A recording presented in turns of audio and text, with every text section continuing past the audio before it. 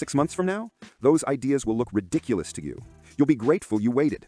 The boat, you'll realize you get seasick. The house in the Bahamas? You'll realize you hate humidity. The Tesla? You'll realize you don't even like driving. The business? You'll realize you don't know the first thing about running a business. The money isn't going anywhere. It's safe, it's secure, but your judgment needs time to catch up to your bank balance. Let it. Here's the truth. You don't know what you're doing.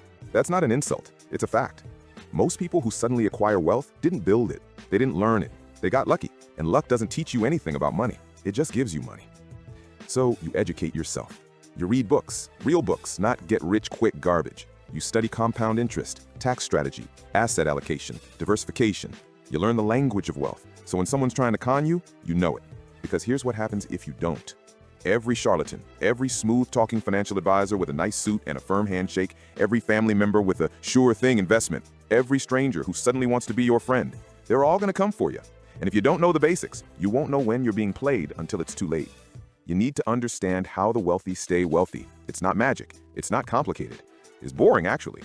They live below their means. They invest conservatively. They think in decades, not months. They understand that wealth is built slowly and lost quickly. A fool and his money is soon parted. Don't be the fool. Read, learn, ask questions, hire experts, but understand what they're telling you. Never sign anything you don't understand. Never invest in anything you can't explain to a 12-year-old. If you inherited money, chances are the person who left it to you had a financial advisor. That advisor did something right. You've got the money to prove it. Don't fire them. Don't switch to some hotshot you saw on television or some friend of a friend who really knows the market. Good financial advisors work through referrals. They're selective about their clients. They're expensive. They're worth it. The proof is in the performance. Your relative trusted them with their life's work. You should too, at least until you've educated yourself enough to know whether they're actually good or just got lucky. Bad advisors are everywhere. They're predators. They smell new money the way sharks smell blood. They'll promise you returns that sound too good to be true because they are. They'll talk about aggressive growth strategies and market timing and getting in on the ground floor. They'll charge you fees you don't understand. They'll put your money in high-risk investments because their commission depends on volume, not performance. Get references, real references, not testimonials on their website. Check credentials, look up their disciplinary history. Interview 3 or 4 before you make a decision. Ask them how they get paid. If they hedge on that question, walk away.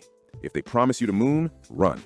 The right advisor is boring. They talk about diversification. They talk about long-term strategy. They talk about protecting your principal. They don't promise miracles. They promise stability. For more success content, earning opportunities, and endless giveaways, be sure to visit wealthhealthself.com.